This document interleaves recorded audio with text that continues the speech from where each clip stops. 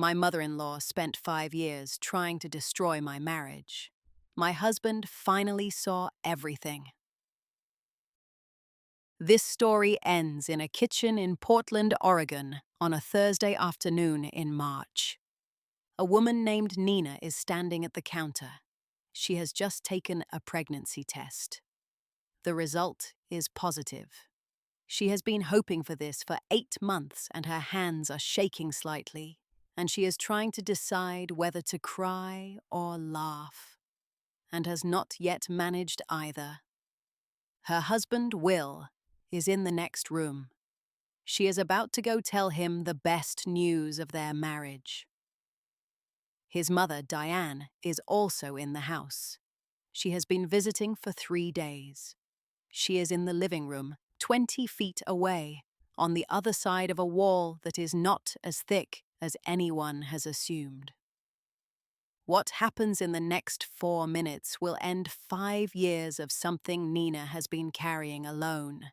Not because Nina planned it, not because she arranged anything or said anything or did anything, except walk into the kitchen to look at a pregnancy test on a Thursday afternoon.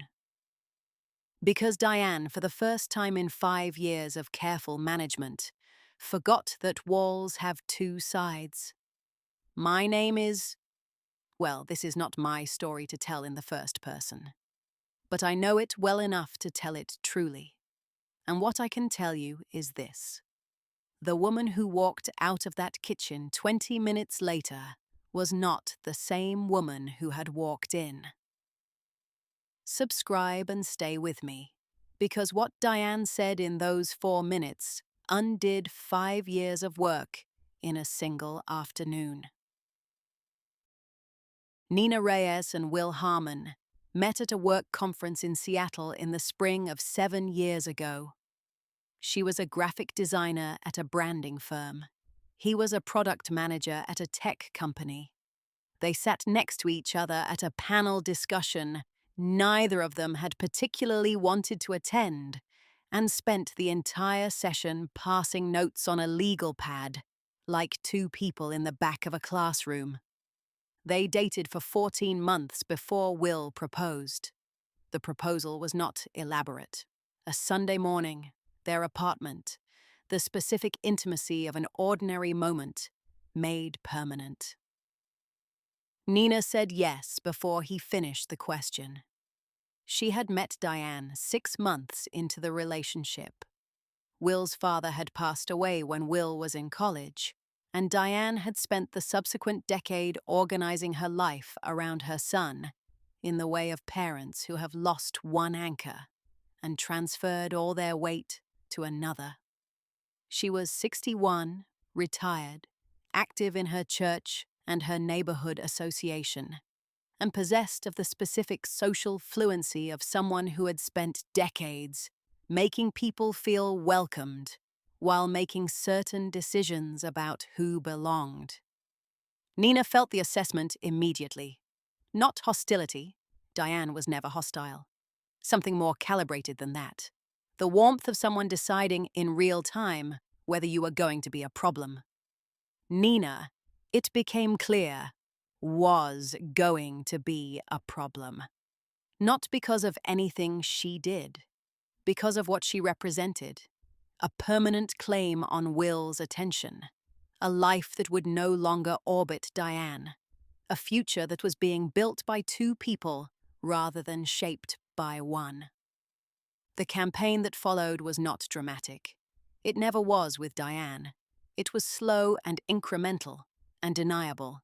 The same methods that effective interference always uses, because they are the hardest to name and the easiest to dismiss. She called Will every day. She remembered slights Nina had never committed and referenced them in conversations Nina wasn't present for. She made comments about Nina's career that sounded like concern and functioned like criticism. She organized family events with the specific timing of someone who understood that showing up mattered and had decided to show up in ways that made Nina peripheral. 5 years of this. 5 years of small, persistent, deniable interference that Nina had documented and raised and been told, gently, that she might be misreading. "She's just protective," Will said, more than once. "She'll come around." She had not come around. Drop a fire in the comments if "she'll come around" sounds familiar. Because what happened on that Thursday afternoon in March is something Diane absolutely did not plan. Let me tell you what 5 years of this looked like. Year 1, Diane suggested gently that Nina's freelance work was unstable and that Will might want to consider whether he was taking on too much financial risk in the relationship. She said this to Will, not to Nina. Will mentioned it to Nina as a passing comment. Nina noted it and said nothing. Year 2. Diane told Will that a friend of hers had mentioned seeing Nina at a restaurant with a man she didn't recognize. The man was Nina's brother, visiting from out of state. Nina had mentioned the visit to Will weeks earlier. The implication dissolved when Will checked his own memory, but it had been planted. Nina noted it. Year 3. Nina and Will had their first serious argument about money, about priorities, about the specific friction of two people building a shared life and finding that their assumptions don't always match. Normal. Resolvable. Except that Diane called Will the following day and said she was worried about him, that he seemed stressed, that she hoped he was thinking carefully about what he needed from the relationship. The argument lasted 3 days longer than it should have. Nina noted that too. Year 4, Diane began mentioning, with increasing frequency, a woman named Sophie, who had been Will's girlfriend in his mid-20s. Sophie had married someone else and moved to Denver and was by all accounts happy there. This was not relevant information. Diane introduced it into conversation at family dinners 3 times in 6 months. Nina stopped attending 2 of those dinners. Year 5. Nina and Will were trying to have a baby. They had been trying for 8 months. It was not going quickly, and the not going quickly had its own weight. The specific grief of wanting something and waiting. Nina had not told Diane. She had specifically asked Will not to tell Diane. Will had agreed. In February, Diane made a comment to Nina about how she hoped they weren't waiting too long, given Nina's age. Nina was 34. She had not told Diane anything about their plans. She looked at Will when Diane said it. Will looked at the table. He had told his mother. Not deliberately, not with intent. In the way things come out when you call your mother every day and she asks questions and you answer them, because you had spent your whole life answering them. Nina went home that night, and she sat in the bathroom for a long time. Not crying, just sitting. Doing the accounting of 5 years and arriving at a number she had been avoiding. She had spent 5 years being patient. She had spent 5 years raising concerns carefully and being told she was misreading. She had spent 5 years watching her husband choose, in small ways and large ones, the path of least resistance, which was always, in their marriage, the path that went through his mother. Something shifted that night. Not loudly. Just shifted. Stay with me. Because what happened 6 weeks later is what finally ended it. Diane arrived on a Tuesday for what was described as a short visit. 3 or 4 days, nothing structured, just time together. Nina had accepted this with the practiced grace of someone who has learned to hold things without letting them show. The first 2 days were ordinary. Dinners, conversations, the careful management of a household that contains someone you don't fully trust. Nina was present and civil. Diane was warm and attentive to Will, and precisely calibrated in her attention to Nina. Enough to be undeniable, not enough to be genuine. On Thursday afternoon, Will went to pick up groceries. He expected to be gone 45 minutes. Nina was in the kitchen. She had taken the pregnancy test alone, the way she had done the previous 3, privately without ceremony, in the specific hope and brace of someone who has been disappointed enough times to protect herself from the moment. The test was positive. She stood at the counter and looked at it for a long time. 8 months. This was 8 months of trying. And the result was here in her hand. And she was going to go tell Will. And they were going to be the people they had been working toward being. From the living room, she heard Diane's voice. A phone call. Diane spoke loudly when she was comfortable. And she was comfortable in Will's house in the way of someone who had always considered it partially hers. Nina was not trying to listen.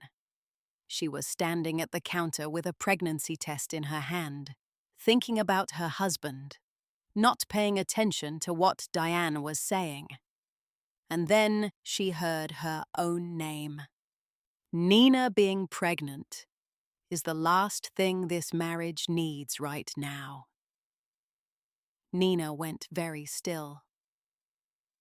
I've been trying for 5 years to make Will see what he's dealing with. She's not right for him. She never was. A baby makes everything harder to undo. A pause, the other person speaking. I know, but Will listens to me. He always has. I just need more time. Another pause. If she's pregnant, that time runs out. Nina stood at the counter with the positive pregnancy test in her hand, and she listened to her mother-in-law map out 5 years of her marriage in 4 minutes. She did not move. She did not make a sound. She stood there until Diane ended the call, and the house went quiet. Then she took out her phone, and she recorded the next conversation. Type silent in the comments if you would have done exactly the same thing.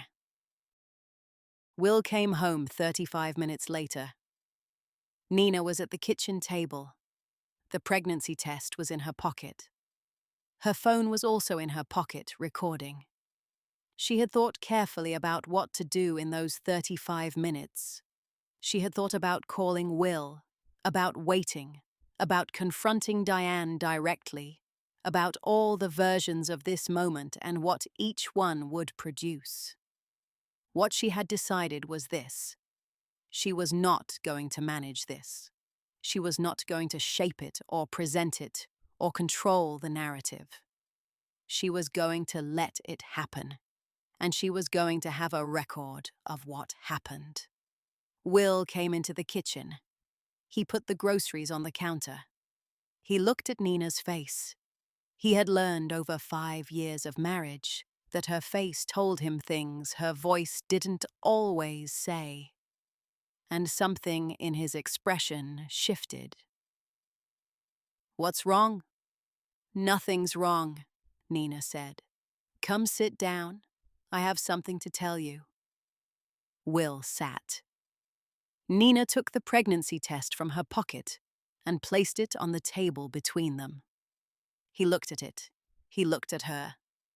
His face did the thing faces do when they receive news too large to process immediately, a kind of suspension.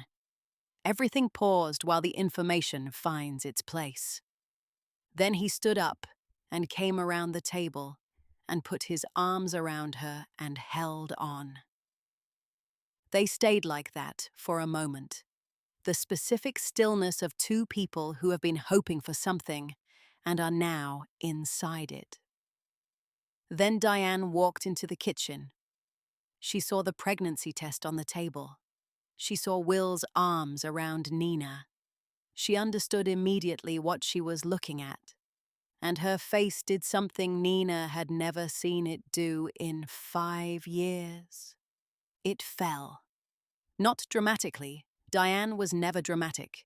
Just a fraction, a tightening, a recalculation, the specific expression of someone whose plan has just encountered an obstacle they had been working to prevent. "Oh," she said. "Are you—" "We're pregnant," Will said. He was still holding Nina. His voice had the quality of someone who has just received very good news and is not yet aware that anything else is happening. "That's wonderful," Diane said. She said it with a smile that Nina had seen 100 times. The smile that looked like warmth and functioned as something else. Nina reached into her pocket and stopped the recording. She already had what she needed. Don't go anywhere, because what Nina did with that recording is the part of this story that changed everything. Nina waited until Diane left the following morning. She waited because what she was about to do required Will's full attention, and full attention was not available when his mother was in the house. She had learned this over 5 years. After Diane's car pulled out of the driveway, Nina asked Will to sit down. She placed her phone on the kitchen table, the same table where the pregnancy test had sat the day before. "I need you to listen to something," she said. "All of it, before you say anything." She played the recording. Will listened to his mother's voice fill the kitchen. Every word. 4 minutes and 17 seconds. When it ended, the kitchen was very quiet. Nina watched his face the entire time. She had spent 5 years watching Will's face process things he didn't want to believe. She had seen the specific expression of a man choosing the gentler interpretation, the more forgiving reading, the version that didn't require him to revise what he understood about his mother. That expression was not there now. What was there instead was something she had not seen before. Not anger exactly, something more foundational. The expression of someone whose understanding of a situation has been restructured at the base level, not at the surface. "She said she's been trying for 5 years," Will said finally. His voice was very quiet. "Yes. She said she needed more time to make me see." "Yes." He looked at the phone. He looked at Nina. He looked at the table. "I told her about the pregnancy," he said. "She asked how things were going and He stopped. "I told her 2 weeks ago. She already knew." "I know," Nina said. "She came here because she knew." Nina didn't answer. She let him arrive at it himself, which was the only way it was going to hold. Will sat at that table for a long time. Nina made coffee. She put a cup in front of him and sat across from him and waited. "I'm sorry," he said finally. It came out quietly, with the weight of something that had been building for a long time and had finally found a shape. "I know you are," Nina said. "I kept telling you she'd come around." "You did. I kept telling myself you were reading too much into things." "You did that too." He looked at her. "I'm sorry for that, more than anything else." Nina looked at her husband, this man she had chosen. This man who had been choosing the easier path for 5 years and was now, finally, standing on the harder one. She thought about the 5 years, about everything she had carried and the specific loneliness of carrying it in a marriage where the person who should have been carrying it with her had been, in small ways and large ones, carrying something else. "I know," she said again. "Now we figure out what comes next." Type yes in the comments if you think Will finally did the right thing, because it took him 5 years. But he did it. Will called his mother that afternoon. Nina was not present for the call. That was Will's choice. He told her he needed to have this conversation himself, without her in the room, and she understood that and respected it. It was his relationship to address. She had waited 5 years for him to be ready. She could wait 2 hours more. The call lasted 40 minutes. Will told Nina the broad shape of it afterward. He had told Diane what he had heard. He had told her that he had spent 5 years making excuses for behavior he should have named clearly. He had told her that Nina was his wife and the mother of his child, and that anything less than genuine respect for her was something he was no longer willing to accommodate. Diane had cried. She had said she had only ever wanted what was best for him. Will had told her that what was best for him was his marriage, and that she would need to decide whether she was capable of supporting that. She had not responded to that directly. The call had ended without resolution. Not with a fight, not with a reconciliation, just with the specific suspension of two people who have said true things and need time to absorb them. Over the following months, Diane's behavior changed. Not transformed, she was not a different person. But the active interference stopped. The daily calls became less frequent. The comments about Nina's career and age, and the shadow references to Sophie, gone. What remained was a relationship that was careful and managed, and not warm in the way Nina might have wanted, but honest in a way it had never been. Nina accepted it. Not because it was what she had hoped for, but because it was real. And real, she had learned, was worth more than performed warmth every time.